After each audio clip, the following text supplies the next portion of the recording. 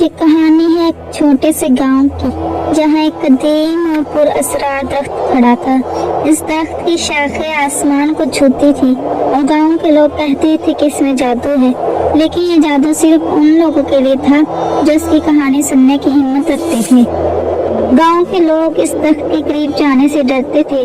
وہ کہتے تھے کہ جو بھی اس درخت کی کہانی سنتا ہے وہ ہمیشہ کے لیے بدل جاتا ہے۔ جوان کامران کے لیے یہ کہانیاں محض ایک افسانہ تھی۔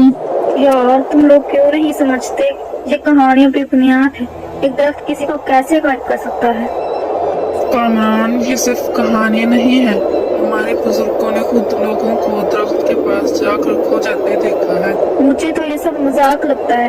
میں کل اس درخت کے پاس جا کر دیکھوں گا کہ حقیقت کیا ہے۔ اسی دن گاؤں میں ایک نوجوان لڑکی آئی جس کا نام لیلا تھا۔ لیلا اپنی زندگی میں کچھ نیا تلاش کر رہی تھی اور یہ پر اسرار گاؤں اسے بہت دلچسپ لگا۔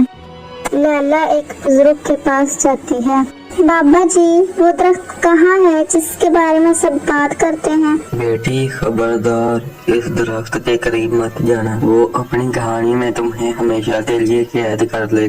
کہانی؟ یہ تو اور بھی دلچسپ لگتا ہے۔ بزرگ کے چہرے پر فکر نمایاں ہے، لیکن لیلا آگے بڑھ جاتی ہے۔ اگلے دن کامران اپنے ارادے کے مطابق درخت کے قریب گیا۔ جیسے ہی وہ درخت کے پاس پہنچا، ایک گہری اور پر اسرار آواز گونجی۔ تم یہاں کیوں آئے ہو؟ کیا تم میری کہانی سننا چاہتے ہو؟ کہانی؟ ہاں، میں جاننا چاہتا ہوں کہ آخر تمہارے بارے میں لوگ اتنے خوفزدہ کیوں ہیں۔ یاد رکھو، میری کہانی سننے کے بعد تمہاری دنیا ویسی نہیں رہے گی۔ کیا تم تیار ہو؟ لیلا درخت کے قریب پہنچتی ہے اور کامران کو دیکھ کر رک جاتی ہے۔ تم کون ہو؟ یہاں کیا کر رہی ہو؟ میں اس درخت کی کہانی سننا چاہتی ہوں۔ تمہیں پتہ بھی ہے کہ یہ کتنا خطرناک ہو سکتا ہے؟ میں خطرے سے نہیں ڈرتی۔ کی کہانی شروع ہوتی ہے۔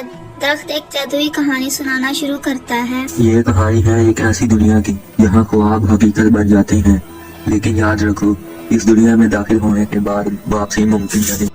کامران اور لیلا اس جادوئی کہانی میں کھو جاتے ہیں۔ یہ درخت ہمیشہ کے لیے اپنی کہانیوں کے ذریعے لوگوں کو اپنی دنیا کا حصہ بنا دیتا ہے، لیکن انہیں جلد ہی احساس ہوا کہ وہ کبھی اپنی دنیا میں واپس نہیں جا سکیں گے۔ وہ ہمیشہ کے لیے اس درخت کی کہانی کا حصہ بن چکے تھے۔